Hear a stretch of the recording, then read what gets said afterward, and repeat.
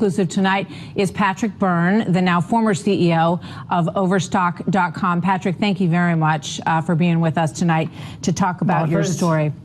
It's an honor to be on. There was some confusion wrapped up in that lead you just heard, folks, but we'll unscramble it. All right, we'll unscramble it to be sure. So, first of all, I know that you obviously you left your company today. It's a company that you built through your own, sweat and grit over all of those years. Very successful business. Your thoughts quickly about the company? Company's in a great position. We have two sides to it. We have the retail business. We also have a network of blockchain companies that I think can change the world. I'm going to forward this just a little bit because he's bloviating about his blockchain stuff. So, President Trump, tell me how did all of the you say that you got tangled up in the deep state investigation into President Trump? Tell me how did all of this start? Let me give you the bottom line up front. So listen, I'm a hippie. I have nothing to do with the feds. I'm a flag waving hippie. Twice in my life, he says he's a flag-waving hippie. He has nothing to do with the feds, but twice in his life, he got the opportunity to help them out. So some flag-waving hippie. I had the honor of helping them. A friend of mine named Brian Williams was murdered 17 years ago. I helped them bring the murder to justice, and I helped them fight Wall Street about 12 years ago. I was kind of a one-man Occupy Wall Street in 05, 06. The Fed showed up, and it was my honor to help them take down a couple hundred people on Wall Street. So that's that. Let me jump to the bottom line. And this I've learned is the quickest way to explain it. In 2015, 2016, they got back in touch with me for the third time. And it was, I was given some fishy orders. And I carried them out thinking in 2015, 2016, thinking I was conducting law enforcement. Let me emphasize, don't say the FBI. The FBI is barely involved in this. He says the FBI is barely involved in this. And he goes on to name a bunch of folks within the FBI, but he talks about the people upstairs, and he speaks about the men in black. So you can assume, or safely assume, that the men in black would be the CIA, and you can assume that the FBI is great. Now, he keeps trying to talk and say that the FBI is great, they're wonderful people, but yet at the same time, these are the people that seem to have set him up that he's talking about. So he's trying to stay in good graces and say good things about them all at the same time while tearing them down. All the top. The men in black, as I call them, showed up and asked for this third favor. Well, anyway, I'm not going to go into the details right now, but I didn't know who sent the orders, but I did them. They seemed fishy. Last summer watching television, and here's the punchline. Here's the punchline, people. Last summer watching television and some congressional hearings, I figured out where those orders came from. I gave him a guy named Peter Strzok, and Bill Freestaff, Carlin, McCabe, Comey. That was who sent the orders. Well, you're naming a bunch of FBI people there. Well, the Peter Strzok, and it has been confirmed to me that my instructions came from Peter Strzok, that the people who carried me the orders were coming and taking it on behalf. That's been confirmed. So you had helped the government a couple of times. They reached out to you. What did they ask you to do? I don't want to go into the nitty-gritty right now. The nitty-gritty, I can tell you the main event, and I feel terrible. Pay attention to the face of the reporter. It's quite comical, actually. The more he talks, the more her face scrunches. It's hysterical to watch. I've been watching for 3 years, and our country's coming apart, and people are killing each other. And I finally went to see Buffett. And Buffett's kind of my rabbi, I call him. And and he said, Patrick, you have to come forward. And I said, it's going to make some feds furious at me. Their heads are going to explode. And he said, you let feds do their job. You're a citizen. You got your job. You're coming to the public. Here's what it is. This was all political espionage conducted against Hillary Clinton, Rubio, Cruz, and Trump. Okay, I'm going to stop there. Political espionage against Hillary Clinton, Rubio, Ted Cruz, and Donald Trump. So right away, the mere fact that, and he'll tell you right here, this isn't conjecture. He said, I know it happened. I was in the room. I was part of it. So first, let's just pause for 1 second and recognize that this is the CEO of a major tech company that has a lot to lose, including the entire company being destroyed. So he steps down to try to isolate or insulate the company from what he's talking about. You really can't. But he's talking about this, that he was absolutely involved. So when you begin to identify who he's talking about and who is behind it, you can always identify strategy. Just like I always say, you want to know who Christ is, you want to know who the enemy is, you want to know who the Father is, you want to know who the God of this world is. Pay attention to the attributes, how they act, their fruits. Well, the fruits of the people that have been driving everything, order out of chaos, the fruits and how they operate is they are always, and I mean always, on both sides of any conflict. So if the conflict has 10 different people in it, they are supporting all 10 people. This is how they always win. They make sure that they're involved in everybody and basically manipulating everything, and may the best man win. And whoever the best man is, whoever's the guy that comes out on the other side of this still standing, he's our boy too. That's how this functions. So let's continue from here. This is not a theory of mine, some political theory. I was in the room when it happened, in a way. I mean, not in a way. I was part of it. I didn't know. I knew I had some of the pieces. I thought I had the pieces of something much bigger. Last summer, as stuff bubbled into the news, thanks to good journalists such as yourself, I started realizing I had these very important missing pieces. I actually started trying to help then, but I had to wait until there was a return to rule of law in our country. And I've lived in places where Return to rule of law? And that took waiting until Bill Barr got installed. And then I don't know the guy, I never shaken his hand or anything, but only then did I trust things enough. And I went to the Department of Justice and started you told them what you knew.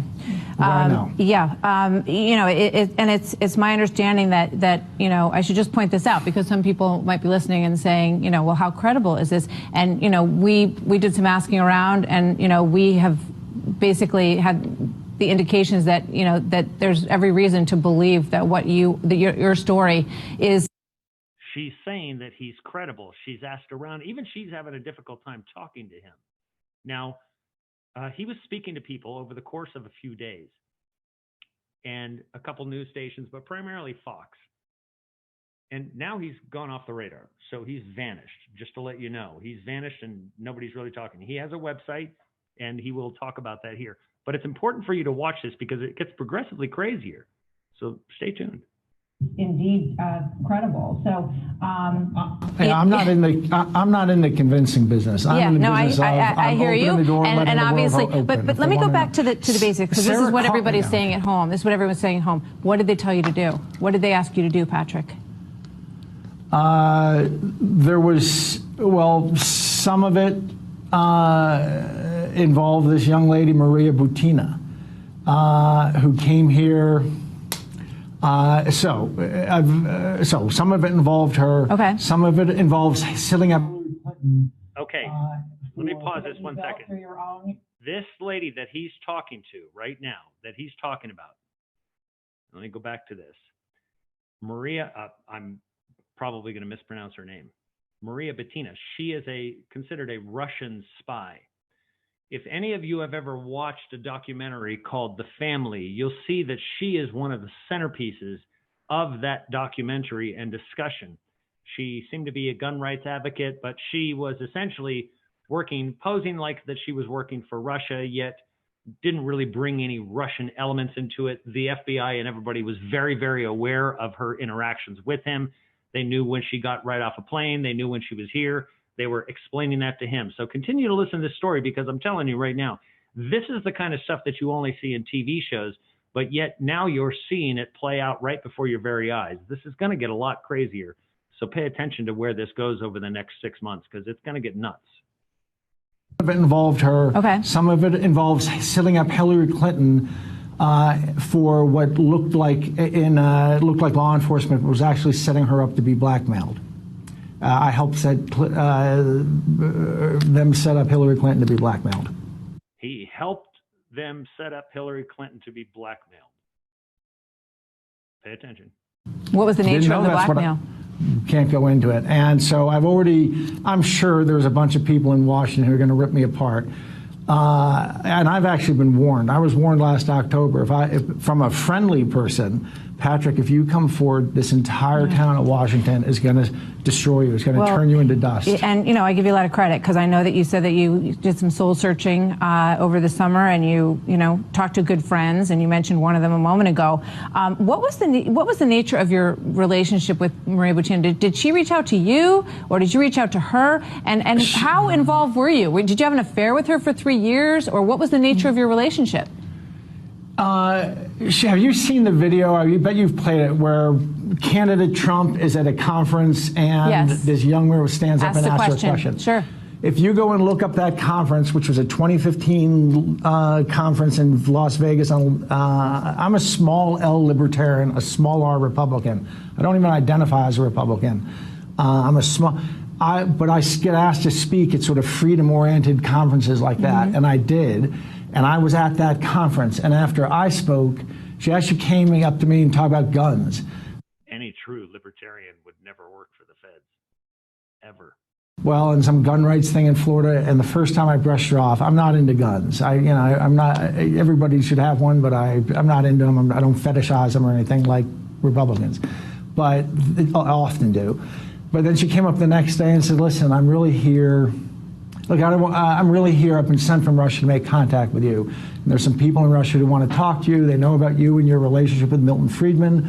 Believe it or not, there are people like this in Russia. There are liberals." Anyway, she had this whole story. I don't want to get into it here. I'll put it up on a website called Deep Capture, which is where I used to write to the world. But I'll go into all the, I don't want to go into where in the doll did you. Deepcapture.com. Deepcapture.com is his website. He's also posted some articles that give a little bit more detail about this. So I would say I will employ all of you to go read those articles and then email me if you find something that you see as being out of place or odd. Touch her stuff. We had an intellectual relationship. I was given a green light to meet her again. She turned that into a physical relationship. I don't mean to, not that I'm unwitting, or unwilling, but so we dated for about 6 months. I was trying to yenter her in to some senior foreign policy thinkers. Because of some things I used to do involving law enforcement taking down Wall Street, I used to have a very low-level security clearance. And when you get that, you sign a piece of paper that says, when a gal comes up to you from Russia and says, "Listen, I've been sent here to make contact with you, and we want to take you to Moscow and want you to speak on Bitcoin and speak on liberalism at the central bank, and then we want other people," you have to report that. I reported that, and so that to my clearance. So I see a comment here that says, CH says he's a lying joke. You know what? Everything he said has been confirmed by other people. So this isn't a lie. This guy's not coming out to lie to you. He's coming out to protect his own hide. This is the only opportunity he has to survive this ordeal, hoping that his appearance and making this known might actually save him. He may be right. Clearance authority, and which he's kind of I talked about once every 3 years or something like that happened. And before I know it, the men in black are back in my life, and I was trying to encourage her to have a relationship, and she wanted to be a back channel for peace. And I could have opened some doors, but I didn't want to do that until I had some green light. And after a couple months, anyway, I was given the green light. That turned romantic. I was bothered. I'll tell you something I'll tell you some really deep stuff. I was 2/3 judging it as an opportunity for something good, something to move the ball of peace down the field a bit. 1/3 that it was a risk. As those, I know she was dating or living with some Republican bigwigs and stuff. So my deal, I just said, I'm a 56-year-old bachelor. I said, you just, every 6 weeks or so, when you want to see someplace, give me a call and we'll meet there. But I was trying to yenter her in, and maybe something peaceful could happen. But I had sort of a third, maybe 2/3 I was positive, 1/3 this is quite a risk. And especially over those, from July of 2015 to March of 2016,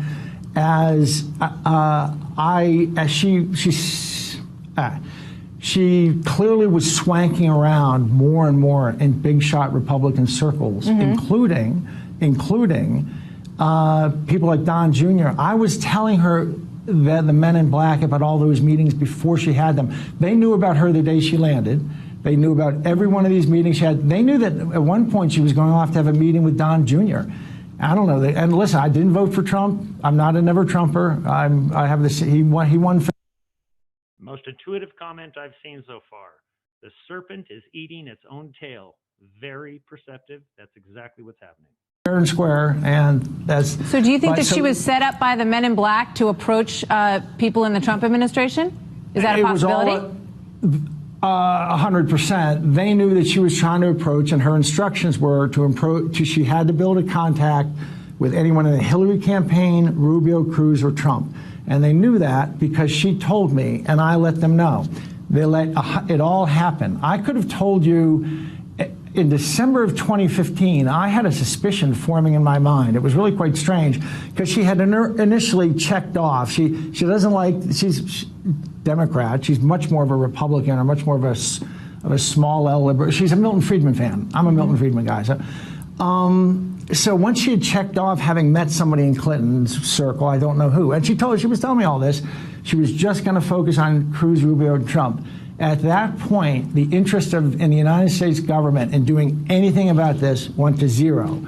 It became like this, even to the point I was telling them things like, look, she's telling me that in a matter of weeks, she's going to be at some conference of conservatives, and Donald Trump is going to be taken down and out the back door of his hotel and be taken to meet her and this and that.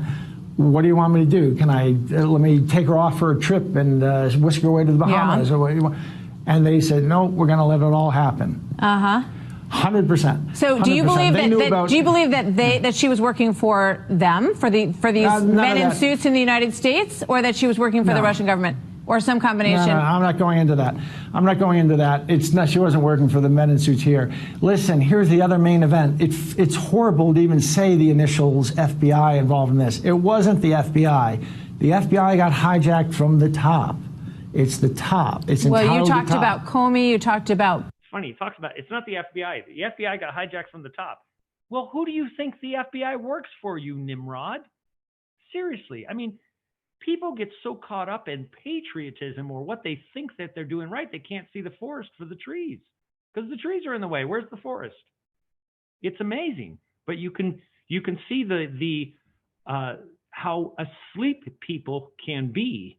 And he's only recognized that he was involved in something quite large. That's why he's terrified. He's scared. This guy is scared. I can tell you right now, people that have met him are recognizing that this man is terrified. Keep paying attention. It gets weirder. Brennan, Clapper. So you're talking about the CIA? I'm talking about. I've said there's 3 officials whose names were used with me, X, Y, and Z. I'm not going to say on your show. The feds all have this. I'm sorry, the legitimate feds all have this as of April. There were 3 names used at the 3 senior officials. Keep in mind, he's defining feds and legitimate feds. So he's saying that there's some feds that aren't legitimate feds, but yet they're feds. So this is where things are getting confusing. Now, I understand that people out there, what point is he trying to make? That's exactly the point. He can't even make his point because he's trying so desperately to save himself from in one circle and at the same time turn coat on another portion of the circle. He is so naive, he doesn't recognize it's all the same group of people. Right. They were behind all of this. And the FBI was out of it. The FBI... Oh, but go ahead and vote, folks. Go ahead and pay attention to your government. Go ahead and listen to the political leaders that are out there. Go ahead and listen to them repeat the same crap over and over and over. Go ahead and watch Republicans, Democrats, Independents, and all of them act and do exactly the same thing. They all work for the same people. They all work for the banks. They all work for the same cabal that runs the entire system. They are intentionally collapsing this. This stuff doesn't happen without the intent of it happening behind it. So now you would ask yourself, why would they expose themselves? Well, that's why I said the comment earlier about the snake eating its own tail. This is how they do things. They create the chaos ultimately, so they can then install the order that they have already prescribed for the chaos that they've created. It's just how it functions. And this is how you know that we're coming close. They delivered the message, and let me tell and then there was another period where then they told me to break up with her. I was stage 4 or stuff. They came back, and this time they specifically said, we need you to conduct rekindle your romantic relationship, and the orders are coming from X, Y, and Z. And they felt horrible. I want to be clear, these are men and women of honor, and I think those are illegal orders. And they made very clear to me, you do not have to take these, you do not have to help. I think they didn't want me to, but they felt terrible. So when you say all the way up, are you talking, what do you mean? The White House? The CIA? I think, or you're talking about names. entities that were separate from these? Like when you say it wasn't the FBI, but you say it was Peter Strzok, are you sort of carving him out as being part of a separate operation, separate from the FBI? No. I'm just, forget Strzok for a moment. The X, Y, and Z are actual human beings whose names you know, who were in the Obama administration. Guys like Strzok and stuff are the errand boys. They're the clerks who sent the messages for some federal agents. Is it John Brennan? Is it James Clapper? Is it General Barr has that information, and okay. I think they're already, I'm sure, furious. I've way overstepped the lines. All right, I understand, and I don't want you to. They'll reveal it to you. Okay, I'm asking questions because that's my job, and you can answer them to whatever extent you feel comfortable, and I understand that. But when you said that you realized last summer that it was Peter Strzok that had contacted you, and you've talked about having discussions about Maria Butina. What you said, did something make you uncomfortable that he asked you to do, and is that why you sort of said I'm out? No, it didn't work that way. Okay. I will write up an explanation of all of this, and people can read it so it's clear. But what was making me uncomfortable was two things. That I had originally said, hey, this is 2/3 an opportunity and something. She's very well connected in Russia. Let me introduce her to some people in our foreign policy think tank establishment, and would that be okay? 1/3, like she wanted to talk about John Stuart Mill and Erasmus and the Greeks. I mean, she's a real intellectual. But I had this concern about the risk that there was some mischief afoot, and she was here doing as those first 6 months wore on, that risk profile shifted, and she stopped talking so much about John Stuart Mill and John Rawls and Milton Friedman, and she started talking about all these Republican bigwigs she's swanking around with. I could have told you, I'm looking for a prop, I could have told you in December of 2015, I was forming this thought, it's starting to seem what they're doing, is now that they know she's here just swimming around with Republicans, it's starting to seem that what they're doing is